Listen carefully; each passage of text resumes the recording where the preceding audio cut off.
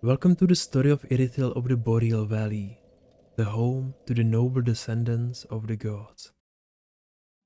A long time ago, after Lord Gwyn defeated the everlasting dragons and ended the Age of Ancients, Londo, the city of the gods, was built. Here Gwyn ruled with his two children, Gwynevere and Gwyndolin, by his side. Now, in the age of Lothric, the city has changed beyond recognition. The warm golden sun has been replaced by a cold blue moon, and only the great cathedral remains of the old city. However, this is not the end of the city of the gods, as Irithyll arose around the cathedral. From there, Gwyndolin ruled over the city built for the descendants of Londo as the new king of the gods, with the Silver Knights and his Blades of the Dark Moon Covenant still following him. At some point, Gwyndolin's younger sister found her way to Irithyll. She arrived nameless, but her brother welcomed her, formed a relationship of great affection with her, and even gave her the name Yorshka. But Gwyndolin's reign did not last forever.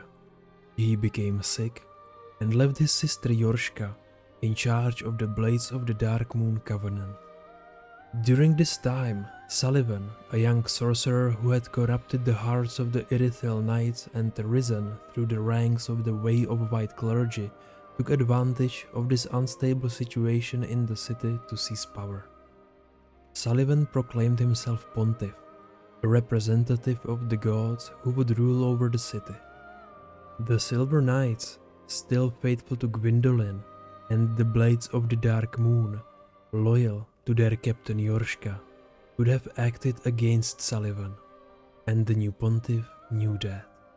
For this reason, Sullivan imprisoned the retired god in the great cathedral and his sister in the tower of her own church, creating a stalemate in which both the Silver Knights and the Blades of the Dark Moon feared that their leaders would be executed if they acted against the sorcerer. Now in power, Sullivan set about cleansing the city of all who opposed him, starting with the Blades of the Dark Moon, by exiling or killing them until no Knights of the Covenant remained. He then turned his wrath against the Painting Guardians, eliminating them, and against the Giants, turning them into slaves.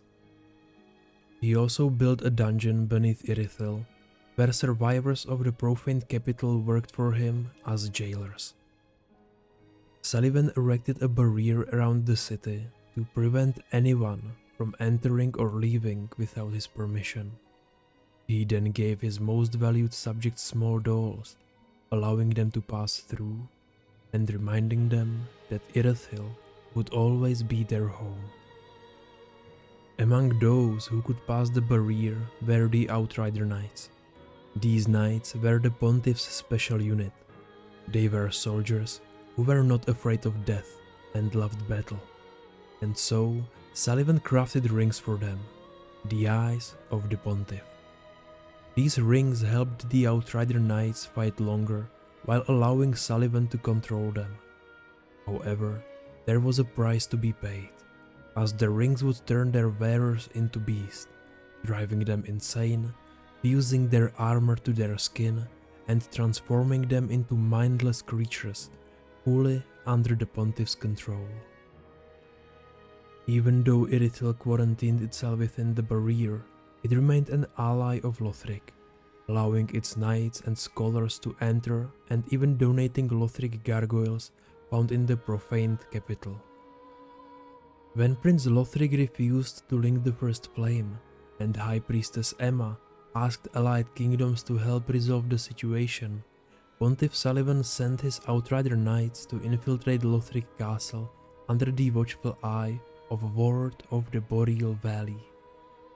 Among those sent into Lothric Castle was the daughter of Gwynevere, whom the Pontiff forced to become his dancer as a sign of his complete power over Irithyll, giving her a pair of swords mirroring his own.